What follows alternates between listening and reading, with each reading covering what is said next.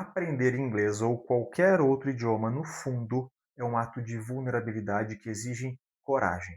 E existem três fatores que explicam muito bem isso, que são fatores emocionais, cognitivos e culturais. E nesse vídeo você vai aprender os 6 principais motivos pelos quais as pessoas têm medo de aprender inglês. E com isso, claro, você resolver esse problema de uma vez por todas. O primeiro motivo, sem dúvidas, é o medo de errar. Isso traz o quê? A vergonha e o medo do julgamento. Esse medo está relacionado a você se sentir burro ou você não se sentir inteligente o suficiente, está muito relacionado com coisas que nós já vivemos na nossa infância. Existe também o medo de ser corrigido publicamente, principalmente se você já teve uma experiência anterior de constrangimento. Quando nós aprendemos uma nova língua, é quase como se nós voltássemos a ser criança. E isso faz o quê? Fere o nosso ego adulto. E isso faz com que a gente volte na nossa memória e tenha acesso a um monte de situações e momentos que nós tivemos vergonha ou fomos constrangidos. E existe nesse contexto uma explicação muito importante que é a necessidade de sermos validados.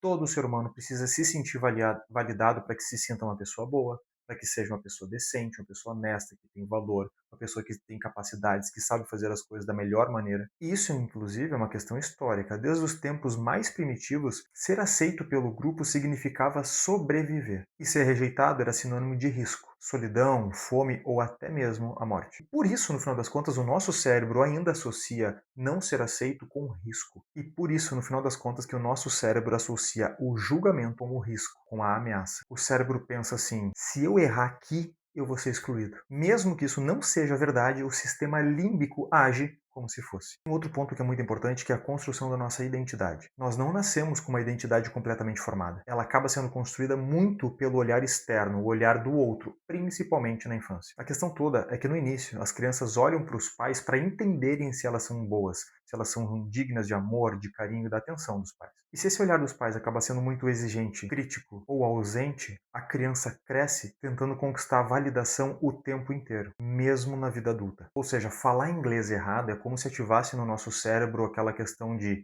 eu não sou bom o suficiente. Porque vai de encontro com o ideal que nós criamos de quem nós deveríamos ser. E aqui entra o segundo medo, que é traumas escolares. Muitas pessoas associam o inglês à escola.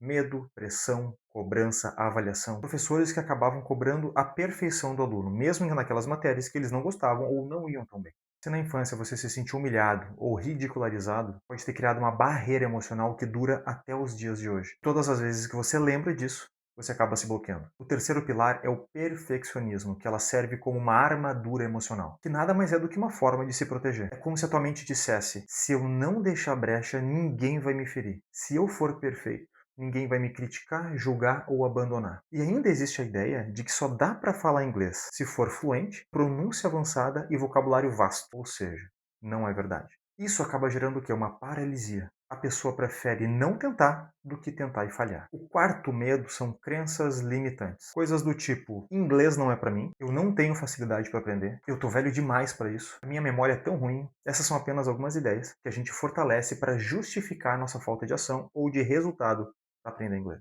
Mas no final das contas, o que são crenças e como que elas se manifestam na nossa vida? Imagina o seguinte: existe uma criança de 6 anos chamada Mariana. No colégio, ela desenhou uma casa na árvore e ela estava muito empolgada para contar para a mãe dela assim que ela chegasse em casa. Quando ela chega em casa, ela corre até a mãe e fala o seguinte: mãe, olha o que eu fiz para você. A mãe, que estava sobrecarregada, preocupada e estressada com uma série de coisas, nem olha para Mariana e fala o seguinte: minha filha, a mãe está cansada, vai brincar. Naquele momento, a Mariana não entende que a mãe está apenas cansada, está preocupada e está estressada com uma série de outras coisas. Ela apenas sente uma rejeição emocional. E na lógica de criança, o que ela interpreta? O que eu faço não é bom o suficiente, eu incomodo, mostrar quem eu sou é perigoso, eu preciso fazer mais e muito para poder provar o meu valor. E em cima de todas essas interpretações, quais possíveis crenças ela pode gerar sobre ela mesma? Eu não sou importante. Para ser amada, eu preciso me esforçar muito. Mostrar o que eu faço talvez decepcione as pessoas, então é melhor eu ficar aqui na minha introspectiva, sem demonstrar muito o que eu penso dos meus valores, das minhas emoções,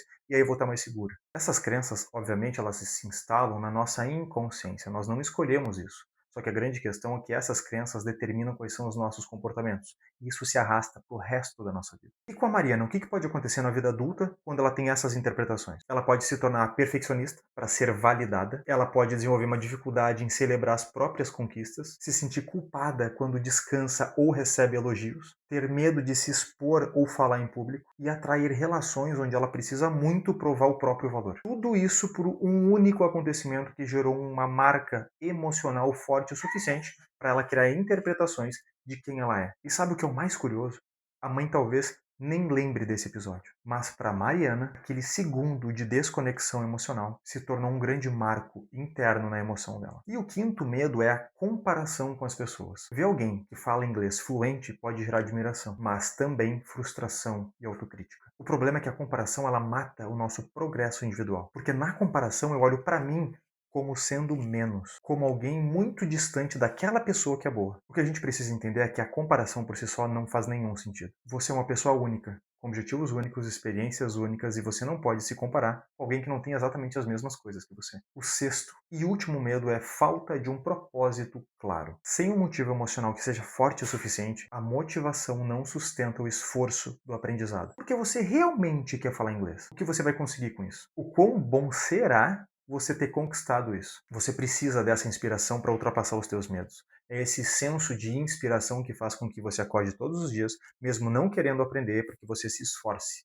Pague o preço em prol de algo a mais. Algo que vale a pena logo ali na frente. E como, no final das contas, superar todos esses medos? Nós já falamos um pouquinho de como superar ao longo de todos esses pilares, mas o mais importante de tudo é você mudar o foco. Ao invés de se cobrar em acertar, coloque o foco em apenas se comunicar. Você precisa se fazer entender ao longo do processo de aprendizagem. É muito melhor você se fazer entender errando e com alguns pequenos erros do que você simplesmente estagnar e não falar nada por medo de errar. Por isso que no final das contas aprender inglês ou qualquer outro idioma é um ato de vulnerabilidade que exige coragem. É preciso nesse processo você normalizar o erro. Quanto mais você errar, quanto mais você se arriscar, mais próximo de acertar, corrigir e ir para a prática você vai estar. Você precisa entender que não tem problema nenhum errar ao longo desse processo. O que nós estamos falando aqui é trazer para a tua consciência que esse medo ele é irracional, que errar não vai determinar qual é o seu valor, se você é um ser humano mais ou menos especial, mais ou menos inteligente. Quando você normaliza o erro no processo de aprendizagem, você tem uma jornada muito mais leve, de menos cobrança, faz com que ele seja um amigo e não um vilão. Então, brinque com o erro. Compreenda que ele vai fazer parte de todos os teus dias e tá tudo bem. Quanto mais você errar, mais próximo do acerto você estará. Todas essas informações nada mais têm o objetivo de fazer com que você tenha na sua consciência como que o teu cérebro funciona, como que as tuas emoções funcionam aqui dentro, com todos aqueles sabotadores que você usa a seu favor e coisas que você reforça para você mesmo. Esse medo ele é completamente irracional. O mais importante é compreender que esses erros não definem quem é você. Encaminhe esse vídeo para aquela pessoa que você sabe que ainda tem medo de aprender e de falar inglês. Quem sabe não são essas informações que podem ajudar essa pessoa a interpretar um pouquinho melhor como que esse medo reverbera dentro de si, para que possa dar passos mais claros e avançar em relação a esse aprendizado. Não esqueça de se inscrever no canal e curtir esse vídeo, se ele foi valioso para você. Até a próxima!